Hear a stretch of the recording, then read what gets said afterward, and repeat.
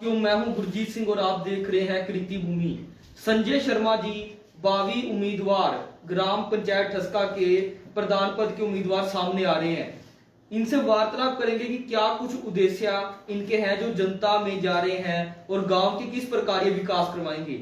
हालांकि इससे पहले जो प्रधान बन चुके हैं उन्होंने क्या कुछ कार्य करवाए और क्या अधूरे काम रह चुके हैं जो ये काम करवाएंगे। सारी विचारधाराएं इनकी सुनेंगे और वीडियो को ज्यादा ज्यादा शेयर लाइक कमेंट जरूर कर देना और आने वाले पंचायती चुनाव में इनका जो आइकन है अपना कार का आइकन है उन पर जरूर बटन दबाना। सो वार्तालाप करते हैं सर आपका बहुत बहुत स्वागत है चैनल पे। धन्यवाद और आपके सभी सम्मानित चैनल के दर्शकों को मेरा नमस्कार। नमस्कार। अच्छा, क्या कुछ जब गांव में आप प्रधान पद के उम्मीदवार सामने आए हैं तो किन उम्मीदों के साथ आप सामने आ रहे हैं?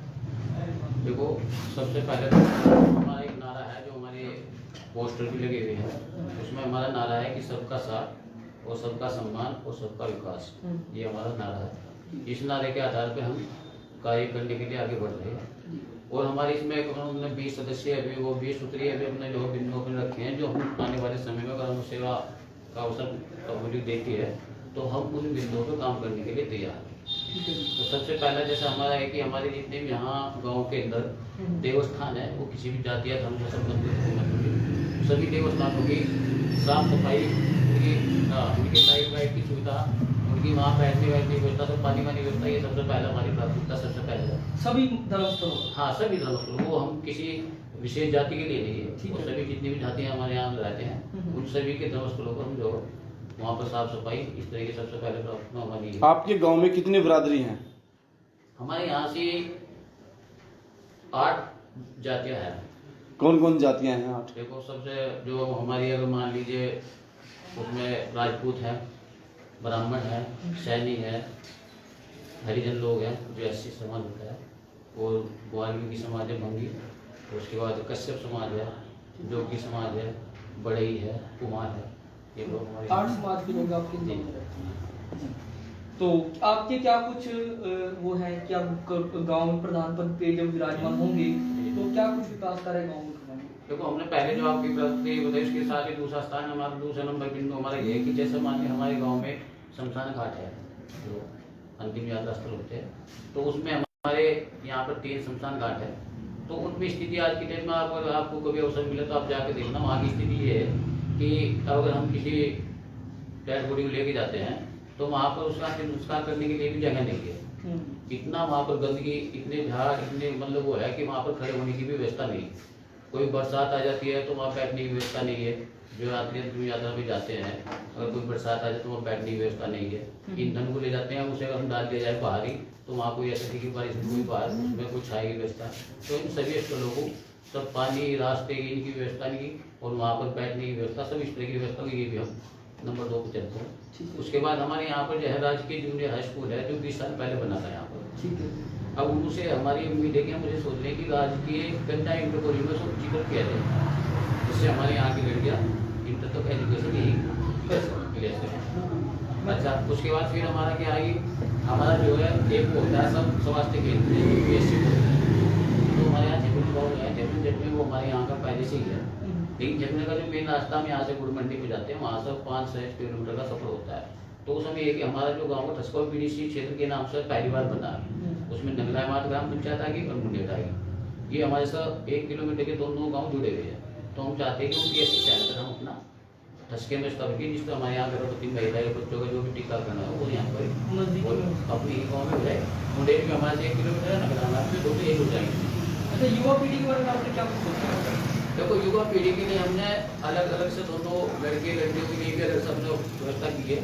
जैसा मान लीजिए एक तो जो लड़कियों के लिए लड़कों के लिए यहाँ पर एक लाइब्रेरी की व्यवस्था भी सोच रहे हैं, वो हमने लिखा है अपने जिंदगी में। वो सावित्री बाई फुले के नाम से लाइब्रेरी हम चलाएंगे जिसमें बड़ी बड़ी प्रतियोगिता की पुस्तकें हम अवेलेबल कराएंगे और उसको पढ़ने के लिए जिसको सेवा होगी वो लाइब्रेरी में बैठ के पढ़ो, या कभी कोई ऐसा हो तो उस समय के लिए वो घर पर ले जाना चाहते हैं तो उसकी ऐसी व्यवस्था कराएंगे। अन्यथा अधिकांश है कि वहीं बैठ कर पढ़े हैं लाइब्रेरी में। ठीक है।